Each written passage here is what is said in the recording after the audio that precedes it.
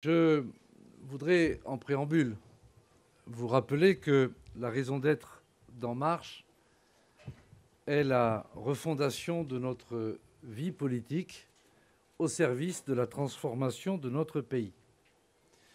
Le premier acte de cette refondation s'est achevé dimanche 7 mai par l'élection d'Emmanuel Macron à la présidence de la République.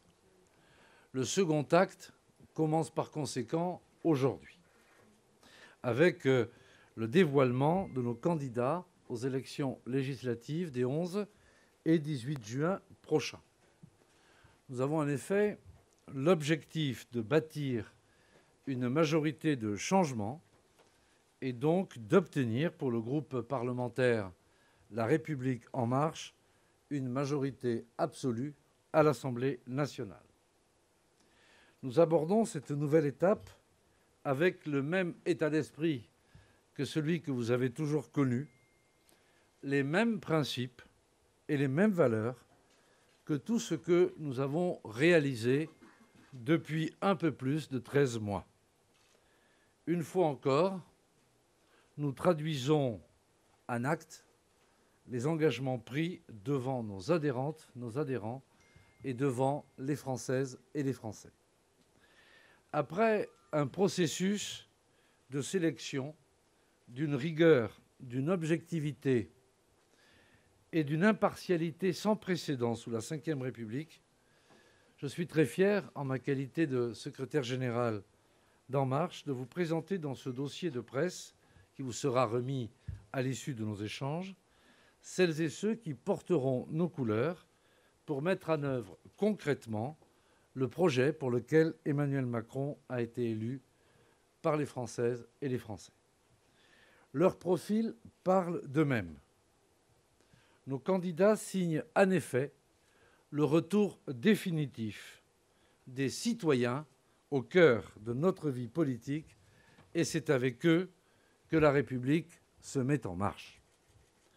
Le 19 janvier dernier, vous vous en souvenez, pour celles et ceux qui étaient présents, Emmanuel Macron, alors président d'En Marche, a fixé les objectifs de sélection de nos candidats et annoncé la création d'une commission nationale d'investiture. Présidée par Jean-Paul Delevoye, cette commission était composée de 9 membres.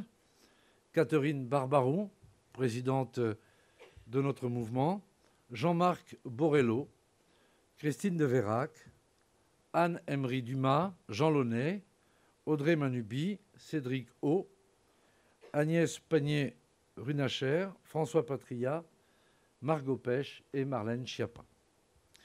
Elle s'est réunie, cette commission, pour la première fois le 16 février dernier.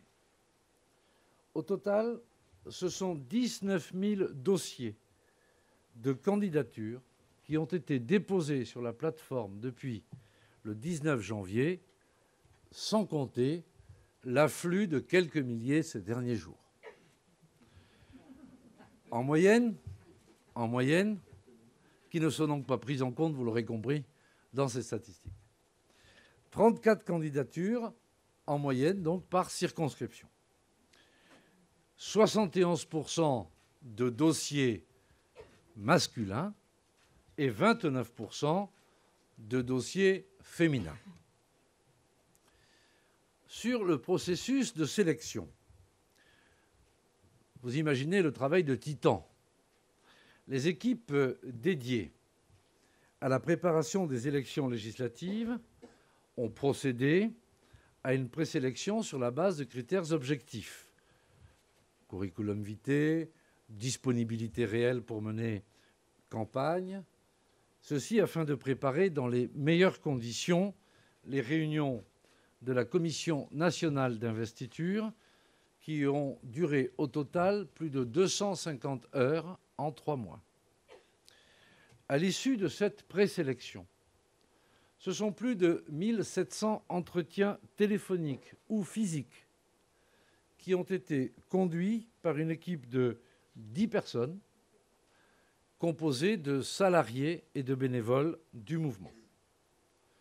La commission, sur la base de ces entretiens, des dossiers qui ont été constitués et ainsi enrichis, également enrichis des remontées de terrain en lien avec les responsables locaux d'En Marche, a établi une liste respectant les 5 critères définis par Emmanuel Macron: le renouvellement, la parité réelle, la probité, le pluralisme politique et la cohérence, c'est-à-dire l'engagement à soutenir la concrétisation du contrat avec la nation qu'a porté le président élu. Sur le renouvellement, aujourd'hui, ce sont 52% des candidates et des candidats qui sont issus de la société civile, au sens qu'ils n'ont jamais exercé de mandat électif et qu'ils n'exercent aujourd'hui aucun mandat politique. Sur la parité réelle,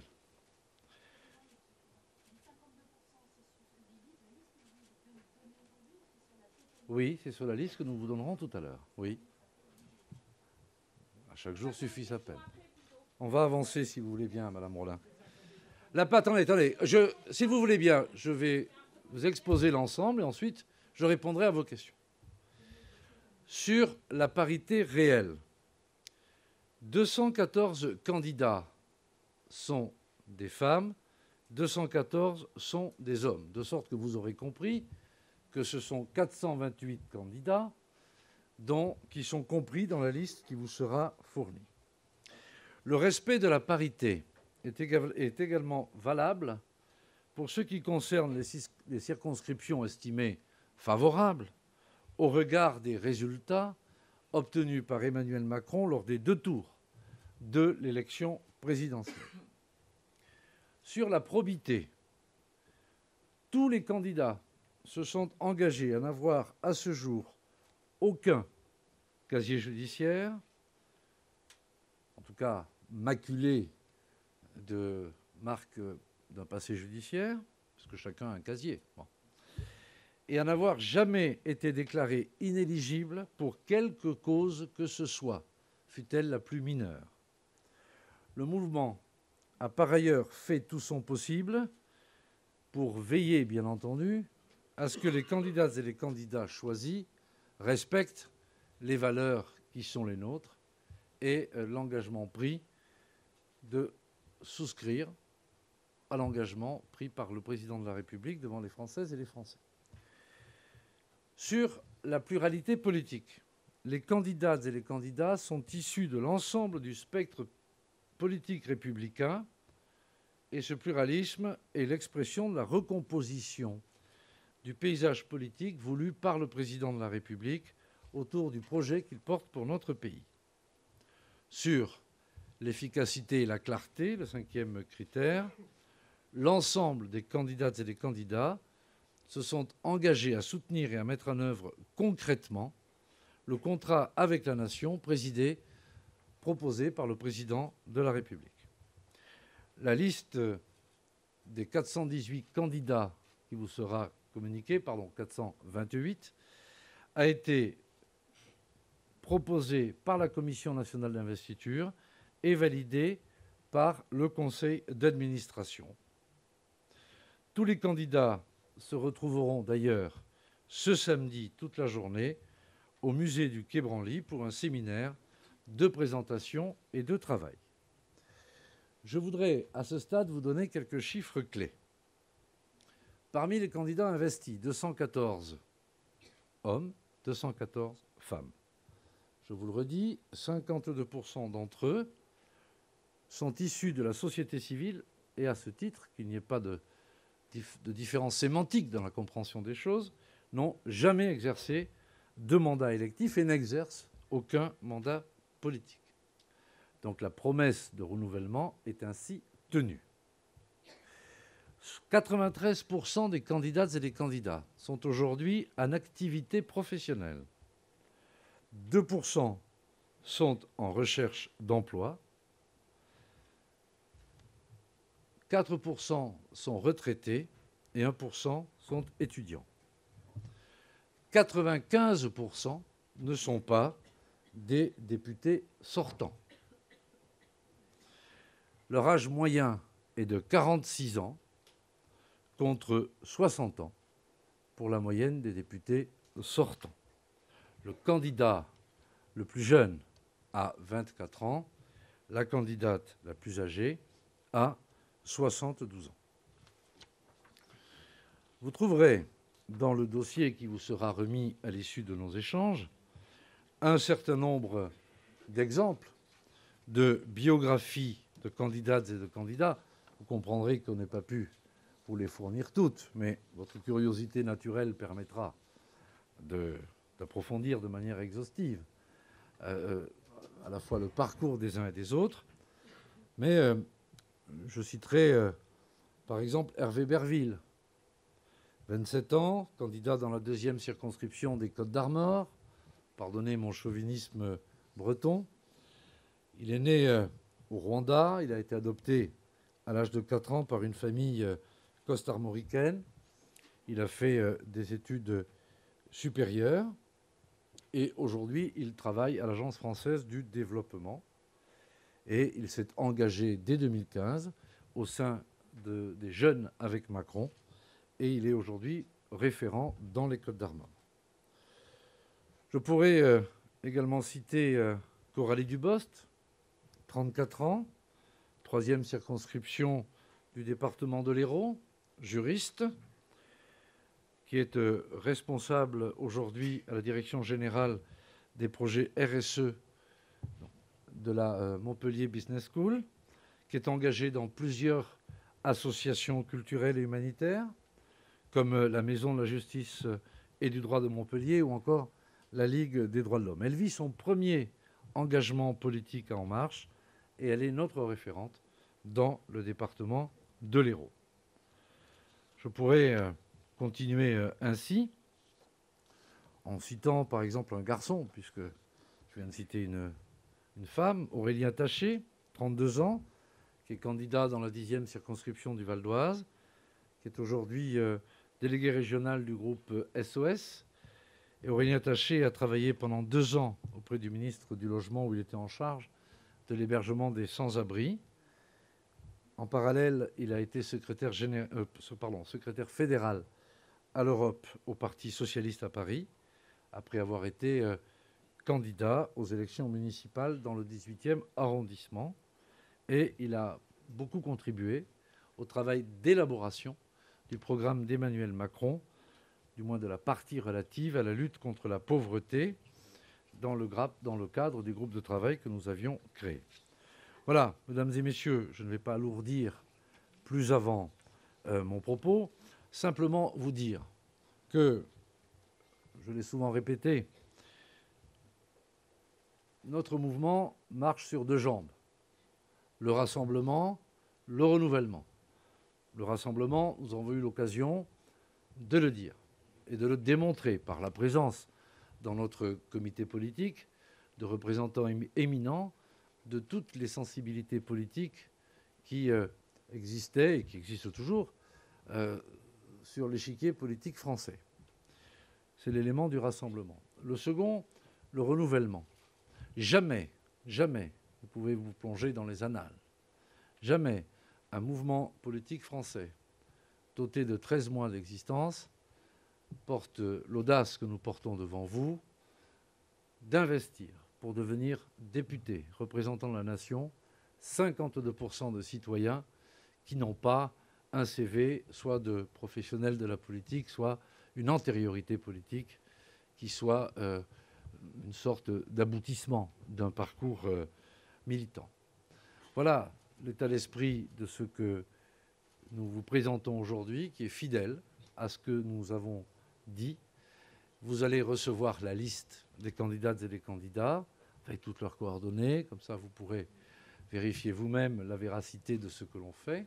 Et avant que ne me soit posée la question, comme ça on ira plus vite, vous allez me dire, mais 428, il en manque. Eh oui, il en manque. Et pourquoi est-ce qu'il en manque? Il en manque pour 2 raisons. D'abord parce que nous continuons à approfondir un certain nombre d'échanges et de travaux pour ce qui concerne un certain nombre de territoires et de départements d'outre-mer. Deuxième point, parce que nous souhaitons que d'ici mercredi prochain puisse être maintenu vivant un espace permettant à la recomposition du paysage politique français de se concrétiser encore. Voilà pourquoi nous n'avons pas choisi de présenter l'intégralité des candidatures, puisque, vous le savez, cette recomposition que nous appelons de nos voeux, nous la faisons, et pas à moitié, vous pourrez en prendre acte, mais nous souhaitons en même temps, vous savez que c'est une des manières de réfléchir et de travailler, nous souhaitons donc en même temps laisser un espace et quelque temps pour que celles et ceux qui aujourd'hui souhaiteraient, sur les territoires qui ne sont pas pourvus de candidature, se manifester pour amplifier le rassemblement que nous menons depuis le 6 avril, date de création d'En Marche, 6 avril 2016, puissent se manifester. Voilà, cela ayant été dit, je m'apprête à répondre à quelques-unes de vos questions. C'est Sibeth qui fait la police ? Oui. Bonjour Monsieur Ferrand, Mathieu Coache, BFM TV. Bonjour monsieur. D'ici mercredi prochain, est-ce que vous pouvez nous confirmer qu'il y aura bien 577 députés investis par La République En Marche, ou est-ce que certains pourraient être soutenus simplement et donc ne pas avoir l'étiquette En Marche? Et puis une question sur un cas particulier, celui de Manuel Valls. Est-ce qu'il aura l'étiquette En Marche? Cher monsieur Gouache, je vais vous répondre. Mais permettez-moi de vous dire, non pas mon étonnement, ni même mon dépit, qu'au moment où je vous fais part de la candidature de 428 femmes et hommes de notre pays, dont plus de la moitié procèdent de ce réveil citoyen, que vous ne vous intéressez qu'à quelques noms de votre connaissance. J'espère que vous contribuerez largement à la notoriété de celles et ceux qui mériteront d'être pris en compte dans leur histoire et leur démarche personnelle. Bien. Votre question porte sur M. Valls. C'est bien ça? Oui. Alors, oui. Et M. Valls. Voilà. Donc, sur le cas particulier, il nous a, après je viendrai au cas général, et nous avons pris, notre conseil d'administration a pris la décision suivante. Nous considérons qu'un ancien Premier ministre, qui n'est donc pas n'importe qui par ailleurs, de manière tardive, mais enfin, a décidé de nous proposer de porter le projet du président de la République, a présenté une candidature qui devait être examinée respectueusement. Ce que nous avons fait. Nous avons constaté, le président de la Commission nationale d'investiture l'a confirmé, que la candidature de l'intéressé ne répondait pas aux critères, puisque l'un d'entre eux prévoit qu'aucun candidat ne peut être investi s'il a déjà effectué 3 mandats de parlementaire. Donc, et la règle est connue depuis le 19 janvier. Cela étant, nous estimons qu'au moment où nous voulons rassembler largement, ne pas donner l'impression d'humilier, de rejeter, d'être dans une vindicte qui pourrait être lue, du moins, par vous-même ou par d'autres, eh bien, à ce stade, nous n'investirons pas de candidates ou de candidats. Donc, nous n'investissons pas l'intéressé, mais nous ne lui opposons pas, a priori, de candidates et de candidats. Voilà sur ce point précis. Sur ce qui concerne la globalité, je viens de vous le dire, nous devons approfondir ce qui concerne certains territoires, pas tous, mais certains territoires ou départements d'outre-mer. Donc, là, nous allons finir par aboutir. Ça prend un peu de temps et un peu plus de temps que nous l'aurions souhaité. Sur d'autres territoires, nous avons le sentiment que nous allons avoir un nombre croissant de personnalités candidates et candidats qui vont souhaiter rejoindre La République En Marche. Donc nous leur laissons le temps jusqu'à mercredi prochain de prendre cette position. À défaut, bien entendu, nous présenterions des candidats. Voilà. Alors vous dire que ce sera 576 moins 1, enfin 17 moins 1, ce serait à l'heure actuelle un peu fallacieux, mais tel est notre état d'esprit et vous ferez les ajustements. Mais, de grâce, intéressez-vous au 428 dont je viens de vous parler. Ce serait ça, à mes yeux, la bonne hiérarchie de l'information que j'essaye de vous délivrer. Monsieur Ferrand, bonjour, excusez-moi de vous avoir interrompu tout à l'heure. Je vous en prie, Madame Moulin. J'aurais aimé savoir sur les 428 candidats que vous investissez aujourd'hui, combien il y a de députés sortants et quelles sont leurs couleurs politiques. Bien, écoutez, il faut faire 95 OT de 428.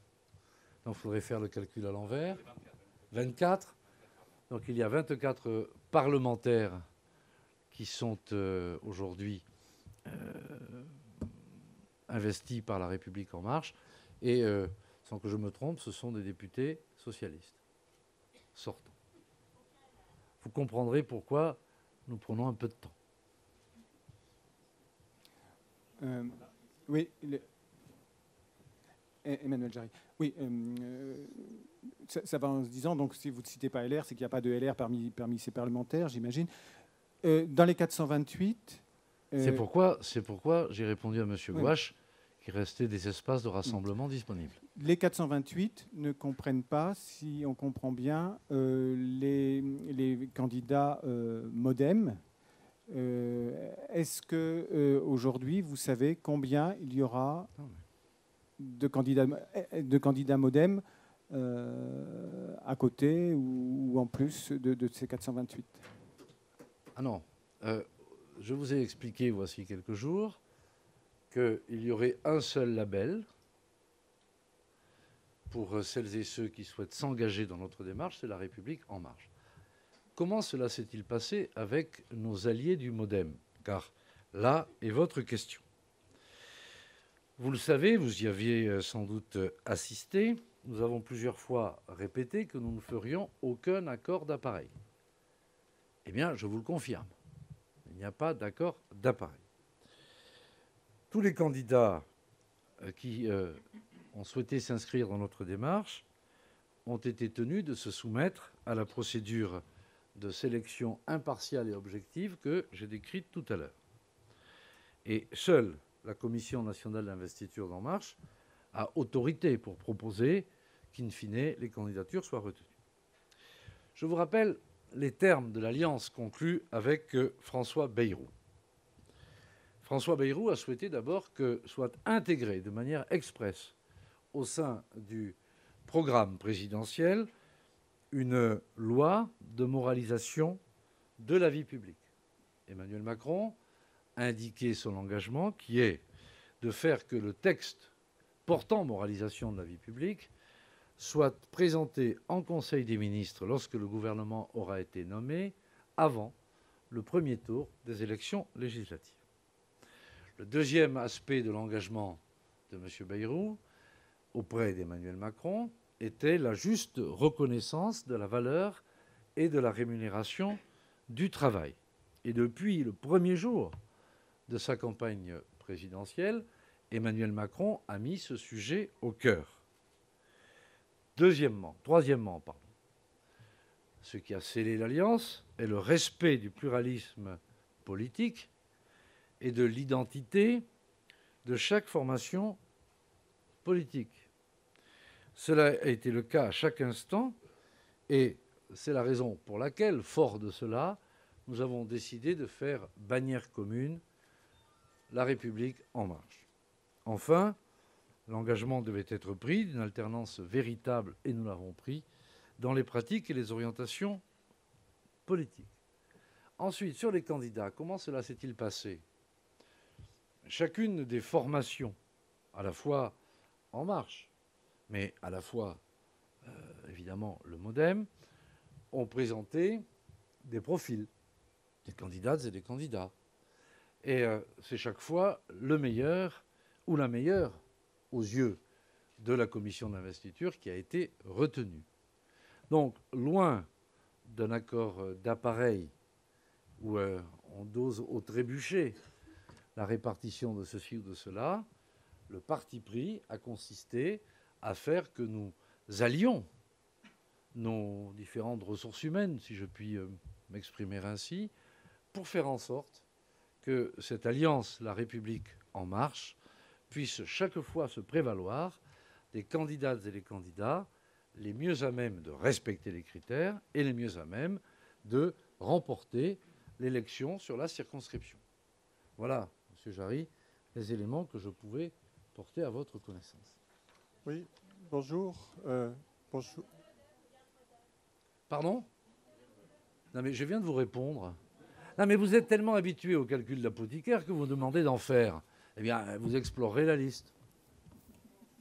Moi, je vous dis, il y a 428 candidates et candidats de La République En Marche. Voilà.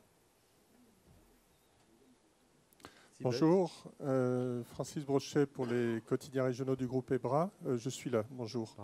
On entend bien, on voit bien vos appels du pied aux Républicains, mais pour l'instant, il n'y en a pas. Est-ce que votre renouvellement ne se limite pas finalement à la gauche et au centre aujourd'hui?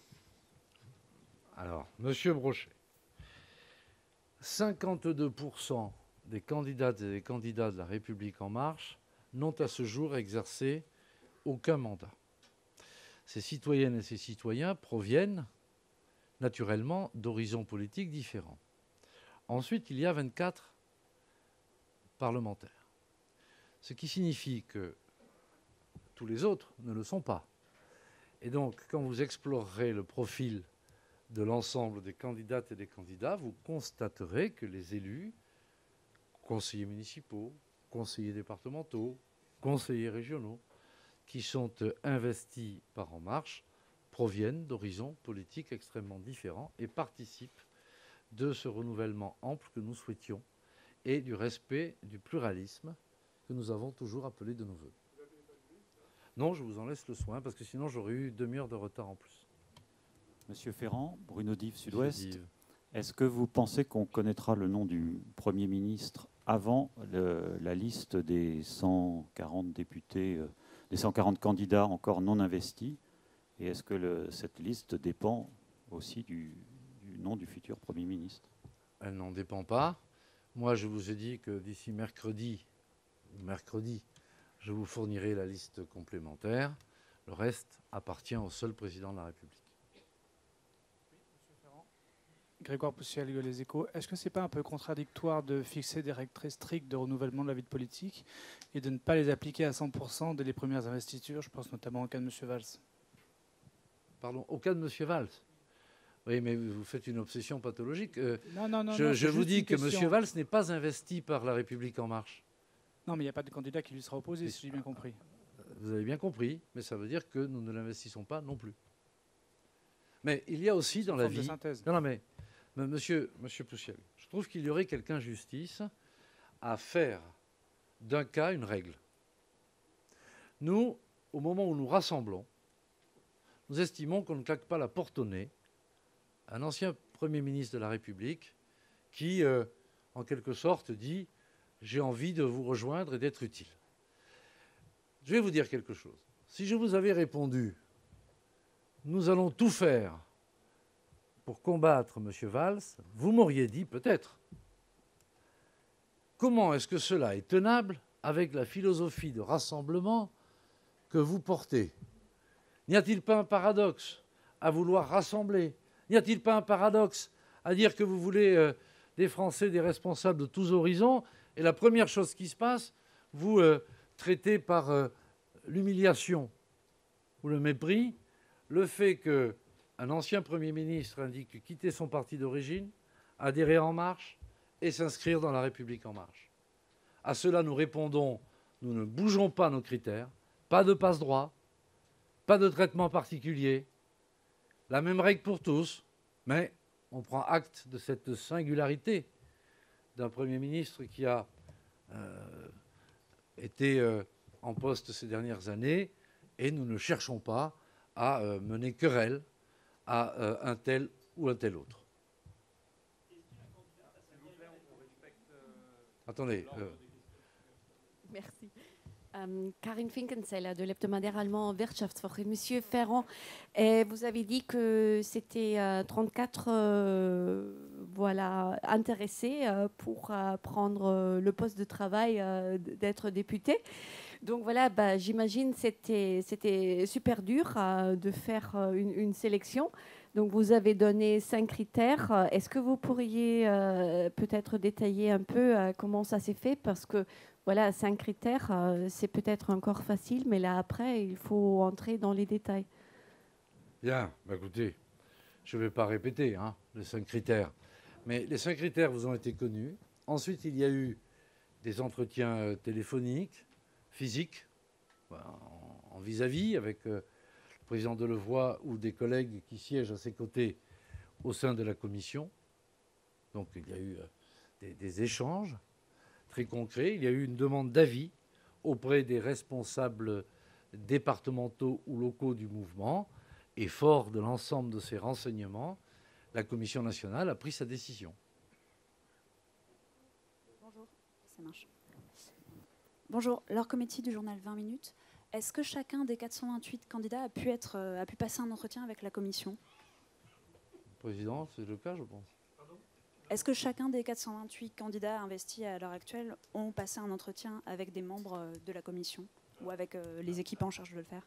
La réponse est oui, sauf manifestement pour des candidats qui n'avaient pas forcément besoin d'entretien, car leur crédit, leur expérience montrait qu'ils étaient de bons candidats, puisque les entretiens portaient sur 3 critères: la connaissance du programme et la capacité pédagogique de pouvoir l'expliquer.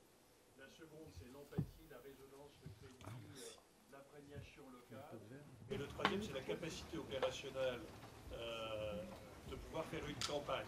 Sur ces 3 critères, il y avait une notation sur 10.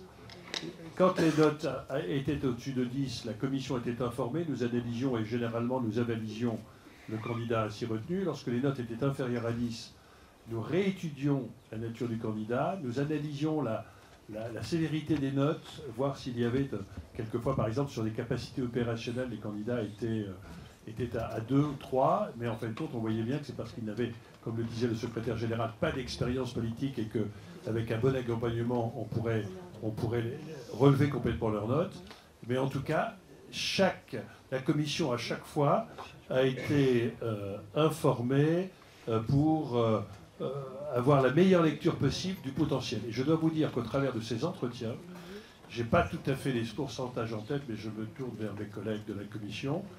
Beaucoup de candidats qui avaient été présélectionnés par la commission et qui subissaient les entretiens n'ont pas passé le crible des entretiens car nous les avons éliminés. Je dirais que c'est un pourcentage non négligeable, c'est 10, 15, Jean me parle de 20%, parce que manifestement, beaucoup découvraient ce qu'était une campagne et beaucoup découvraient qu'ils n'avaient pas le profil pour être un bon candidat. Bien évidemment, concernant les 24 députés sortants qu'évoquait le secrétaire général, ceux-ci n'ont pas fait l'objet d'entretien. Ils faisaient partie des historiques de celles et ceux qui ont rejoint le mouvement En Marche. Et dans l'adhésion et l'acceptation, nous avons très clairement, et c'est beaucoup plus difficile car c'est subjectif, nous avons aussi eu le souci d'analyser la richesse du soutien apporté à M. Macron. Est-ce que c'était sincère, calculé, opportuniste? Et nous avons eu le souci d'essayer de faire en sorte que nous n'étions pas là pour sauver des sièges ou sauver des carrières, mais au contraire pour construire une majorité de projets extrêmement dynamiques autour du projet de Monsieur le Président de la République. Joël Meskens du journal Le Soir de Bruxelles. Vous avez parlé de M. Valls comme d'un cas unique. Est-ce que ça veut dire qu'il n'y aura pas d'autres cas comparables? Je pense au cas d'anciens ministres comme Mme El Khomri, par exemple. Non, le cas unique est que M. Valls est le seul Premier ministre de la Ve République qui rejoint la République En Marche. Voilà. C'est ce que je vous disais. Pardon? Oui. Vous aurez le dossier complet, on ne va pas jouer aux devinettes. Vous aurez le dossier, vous pourrez regarder tout ça et nous répondrons à vos questions. Bonjour, Pierre Briançon de Politico. Excusez-moi de reprendre la question sur le modem dont je n'ai pas compris la réponse. Pardonnez les comptes d'apothicaire. Il vous reste 149 circonscriptions, si j'ai bien compris, 148 si on enlève l'Essonne, à pourvoir. Est-ce que les candidats du modem seront dans ces 148? Non, ils sont dans ceux que je viens de vous présenter. D'accord. Ils auront double étiquette. Et nous compléterons ensemble. D'accord. Nous compléterons ensemble, dans la même démarche que celle qui nous a conduite au chiffre d'aujourd'hui, jusqu'à arriver au résultat complet. Parfait. Alors j'avais une question qui était pour maintenir vivant l'espace de recomposition que vous avez indiqué tout à l'heure. Est-ce qu'on va trouver à la sortie, c'est dommage que nous n'ayons pas déjà le dossier, est-ce qu'on va trouver que ce serait plutôt des circonscriptions où des candidats républicains pourraient soit bénéficier de l'investiture, soit bénéficier de votre abstention complice, enfin je ne sais pas comment appeler ça.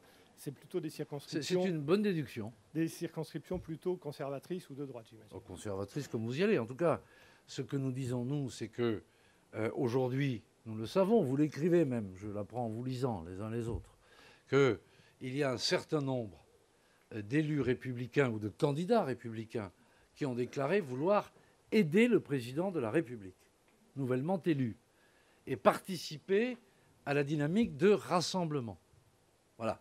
Plusieurs l'ont exprimé, y compris certains. Je l'ai lu dans vos colonnes. C'est pas moi qui le téléphone, c'est à vous. Est-ce que je peux vous demander accessoirement... Et donc, par conséquent, nous allons prendre en compte, si certains en prennent la décision, parce qu'il leur faut un peu de temps, eh bien, nous voulons être en capacité d'accueillir le rassemblement le plus large possible, en conformité avec notre ADN, avec notre origine. Juste une dernière petite question. Est-ce que, par hasard, des députés sortants socialistes ont été retoqués dans leur demande d'investiture? Oui, mais je ne vous dirai pas lesquels. Et ils sont nombreux. Oui, Freddy Moulongo pour Réveil FM International. Monsieur Ferrand, je voulais savoir si les candidats investis, concernant les critères de loyauté, signeront un code de bonne conduite. Voilà. Bien, écoutez, chacune et chacun, d'abord, a dû apporter, sinon la preuve, en tout cas des éléments probants de sa probité, et un engagement formel à soutenir la concrétisation du programme du président élu de la République. Après, tout est question de morale et de respect de la parole donnée. Mais en tout cas, nous avons pris les dispositions pour que chacun apporte des éléments de preuve et prenne un engagement solennel de s'inscrire dans cette logique-là pour pouvoir porter la majorité présidentielle et la République en marche.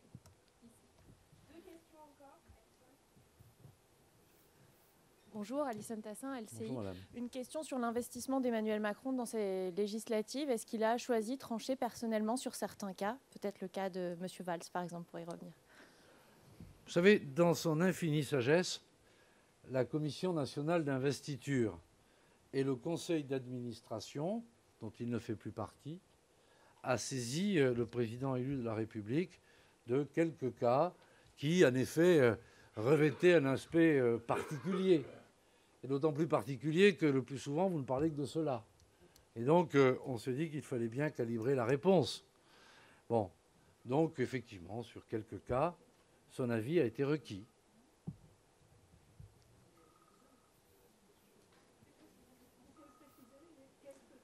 Oui, ben ça, c'est le secret de la délibération. Ce qui compte, c'est le résultat.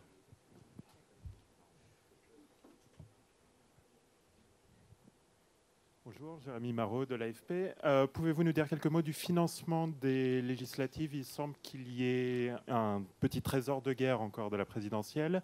Au niveau local, est-ce qu'il y aura des facilités de prêt? Avez-vous conclu un accord avec des banques?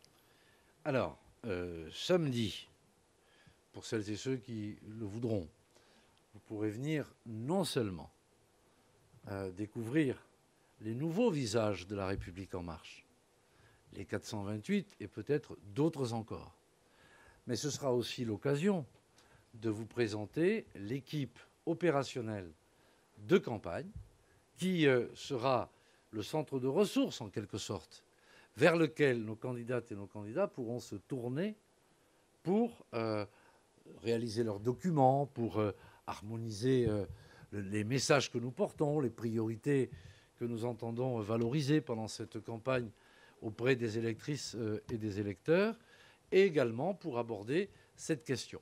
Car aussi vrai que certains candidats et candidats, comme je l'ai fait moi-même, peuvent souscrire un prêt auprès d'un établissement bancaire, ensuite d'autres pourront être accompagnés dans leur démarche auprès d'établissements bancaires avec lesquels ou auprès desquels nous avons été conduits à emprunter pendant la campagne présidentielle. Donc il y aura une, je ne sais pas comment il faut appeler ça, une assistance, un accompagnement pour faire en sorte que, en effet, les besoins de financement des campagnes électorales ne soit pas un obstacle aux campagnes que doivent mener les uns et les autres. Donc, samedi, vous pourrez découvrir, cela vous sera présenté, si vous le souhaitez, à la fois les personnes qui œuvrent au sein d'En Marche, au sein de La République En Marche, sur ce travail-là, sur ce centre de ressources, car c'est une campagne courte, donc il faut que les choses soient prêtes, et elles le sont, et qu'également vous puissiez voir comment on va accompagner nos candidats, puisque justement, parce qu'il s'agit d'un vrai renouvellement, un renouvellement en profondeur, eh bien nous voulons qu'ils aient ici des personnes qualifiées pour les épauler, et puis certaines ou certains qui puissent leur faire bénéficier du fruit de leur expérience lorsqu'ils en ont.